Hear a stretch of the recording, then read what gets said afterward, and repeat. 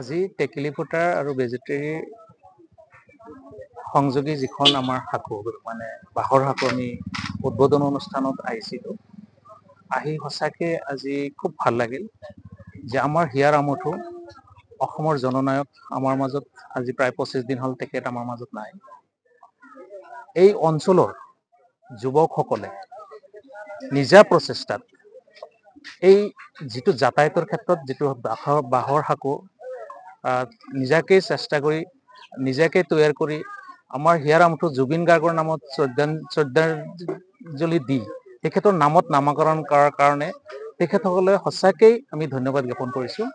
আৰু সঁচা অৰ্থত আমাৰ হিয়াৰ আমঠু জুবিন গাৰ্গলৈ সঁচা শ্ৰদ্ধাঞ্জলি আমাৰ এই যুৱকসকলে দিছে। আৰু তেওঁলোকে মই ভাবোঁ যে এনেকে যদি আমাৰ যুৱ প্ৰজন্ম উঠি আহে সমাজৰ যথেষ্ট পৰিৱৰ্তন কৰিব পাৰিব। আৰু হিয়াৰ আমঠু জুবিন গাৰ্গক আমাৰ যুৱ প্ৰজন্মক জীয়াই ৰখাৰ এটাই উদ্দেশ্য সেয়া হৈছে তেখেতে যিখিনি কাম কৰি গৈছিল আমাৰ অসমৰ কাৰণে আমাৰ কাৰণে কৰি গৈছে, তেখেতৰ প্ৰতি সঁচা অৰ্থত শ্ৰদ্ধাঞ্জলি দিব হ'লে আমি সঁচা অৰ্থত আমি প্ৰত্যেকেই কিবা নহয় কিবা আমি সমাজৰ কাৰণেই হওক বা ৰাইজৰ কাৰণেই হওক বা দেশৰ কাৰণেই হওক আমি কিবা ভাল কাম আমি কৰিব লাগিব।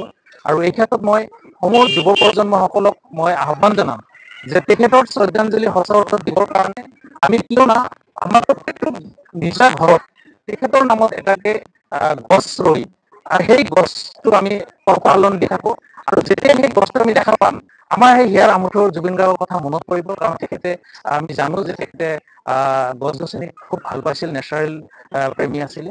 গতিকে মই যুৱ প্ৰজন্মক মই আহ্বান জনাইছোঁ যে আমি সকলোৱে আমি তেখেতৰ যিটো আদৰ্শ সেই আদৰ্শতে অনুপ্ৰাণিত হওঁ আৰু আমি সকলোৱে তেখেতৰ সঁচা অৰ্থত মনত ৰখাৰ কাৰণে আমি ৰাইজৰ কাৰণে কিবা নহয় কিবা এটা ভাল কাম কৰোঁ।